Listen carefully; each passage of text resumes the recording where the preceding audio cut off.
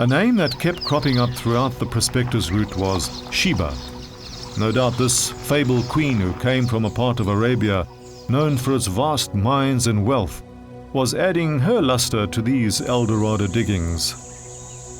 The Mount Sheba Hotel, set in surroundings reminiscent of the Scottish Glen, is the starting point for the many hiking trails that lead to diggings and waterfalls.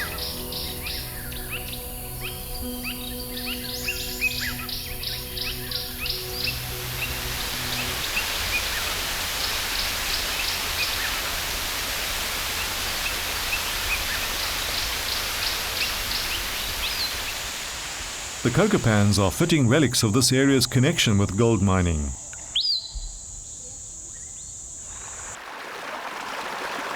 The Scottish influence is prevalent throughout this part of the Prospectors route.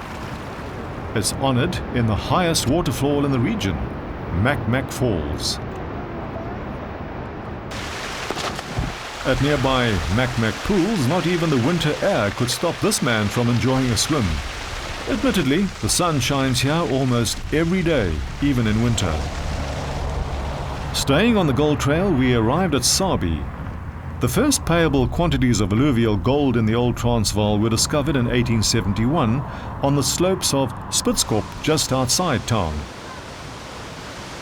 On the way out of Sabie, we stopped at another, yes, you guessed it, a waterfall. The Lone Creek Falls are quite breathtaking.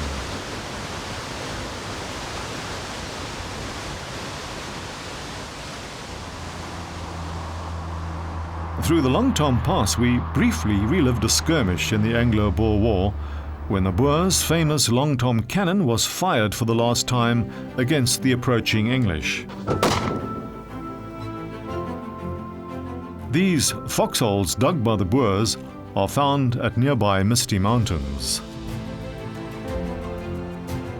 Also at Misty Mountains, we saw the remains of a trading post run by João Albacini, the buccaneering Italian-Portuguese ivory hunter and gold prospector. This is his actual gold pan, now housed in the Sabie Museum. The trading post, a mere outline in stone, needs a dash of the imagination to fill in the many gaps.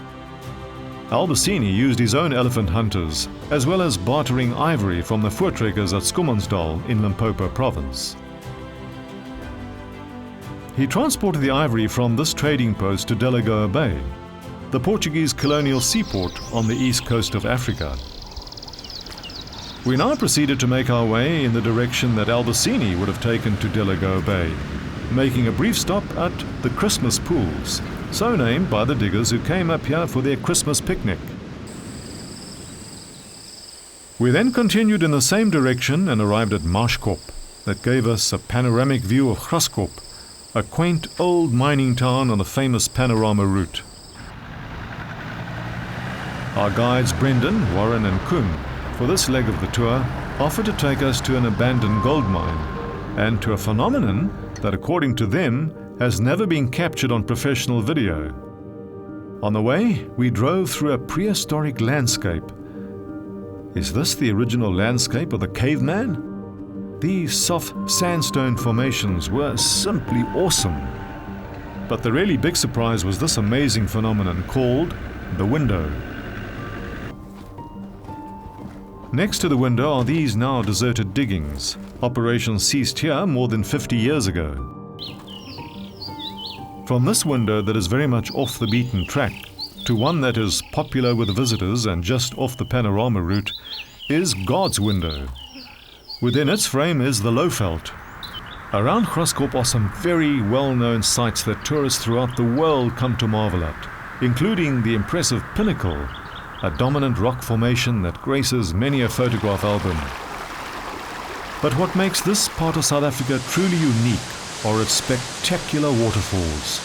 3 great European capitals are immortalized in the waterfalls we now set out to visit. The most impressive is Lisbon Falls, only because it's the highest of the 3.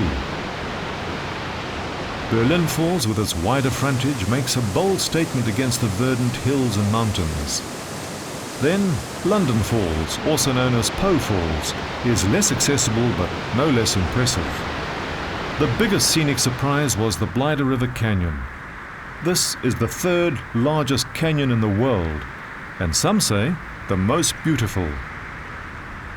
Scenic spots around this area, such as the three rondavels, must surely rank with the best in the world. We were now out of the Mpumalanga province and had entered Limpopo to the north, in search of our final gold mining town.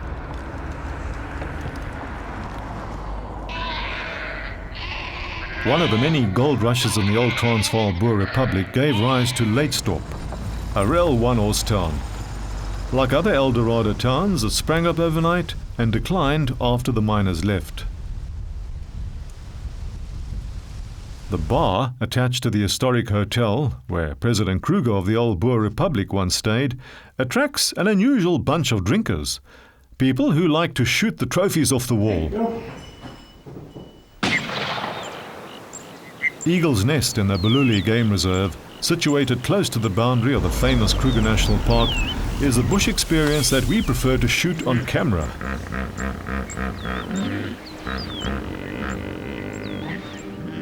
The modern prospector travelling through these parts will still find gold in the dazzling scenery that never ceases to inspire awe and wonder, and be touched by a generous hospitality that will inevitably draw one back again and again.